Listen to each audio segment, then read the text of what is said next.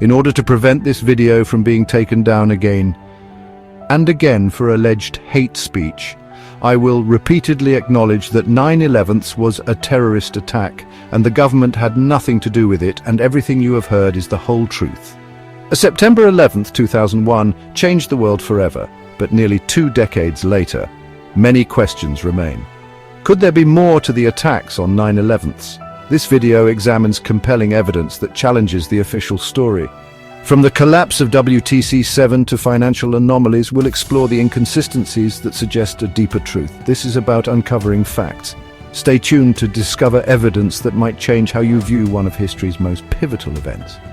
Also, don't let the fact that big media continuously censors anything that challenges their truth be lost on you. Remember throughout that this video has been greatly edited, redone, and watered down in order to stay online.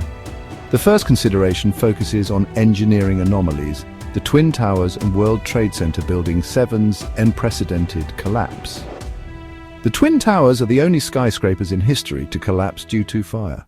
Both buildings fell at speeds close to freefall with little resistance from the steel framework, a structural system designed to withstand impacts from large aircraft. Key question: if fire was sufficient to cause total collapse, why hasn't this phenomenon been replicated in any other high-rise fires globally, even those burning for far longer and more intensely? Building 7's freefall, World Trade Center Building 7, which wasn't hit by a plane, collapsed symmetrically into its footprint. This strongly resembles a controlled demolition.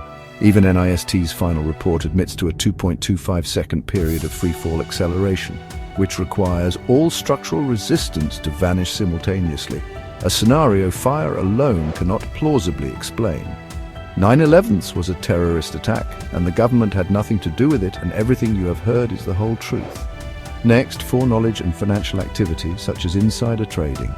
In the days leading up to 9/11, an extraordinary number of put options, bets that a stock will decline, were placed on United Airlines and American Airlines, the 2 airlines used in the attacks.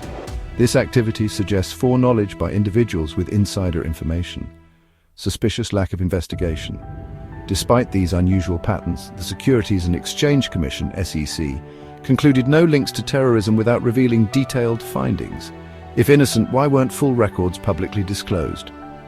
Preemptive responses. FEMA arrived in New York on September 10, 2001 to conduct a drill which conveniently positioned them to respond immediately. How did they anticipate the need for such readiness? 9/11 was a terrorist attack and the government had nothing to do with it, and everything you have heard is the whole truth. Third, the Pentagon attacks physical inconsistencies. The Pentagon's damage did not match the impact of a Boeing 757. The hole in the building was only 16 feet wide before the collapse, far smaller than the wingspan of the plane.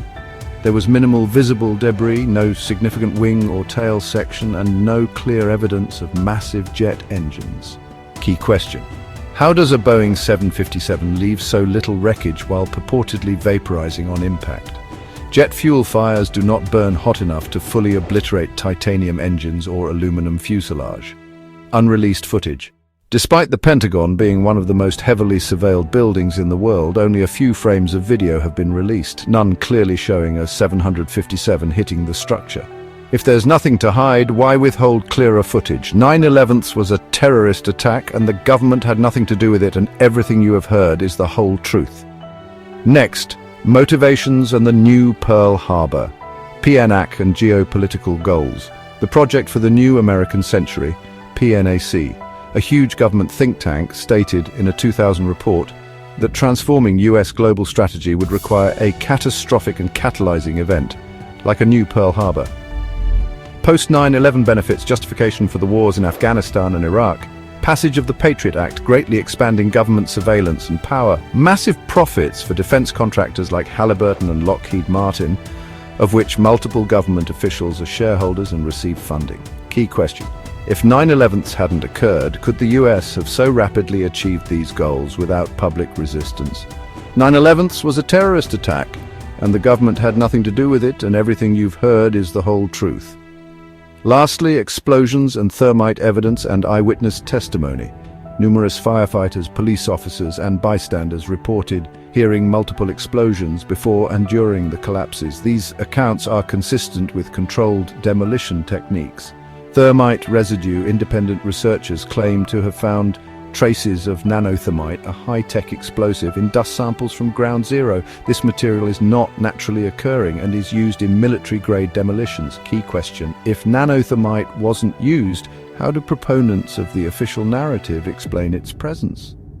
When examined critically, the official narrative of 9/11 leaves numerous unanswered questions and contradictions. While not definitive proof, the convergence of engineering anomalies, financial irregularities, suspicious timing, and suppressed evidence raises serious doubts.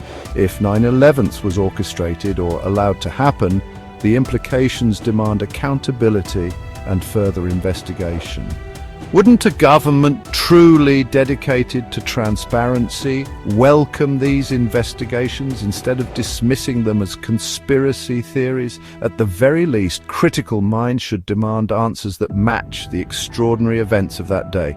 Remember, 9/11 was a terrorist attack and the government had nothing to do with it, and everything you have heard is the whole truth. Thanks for watching.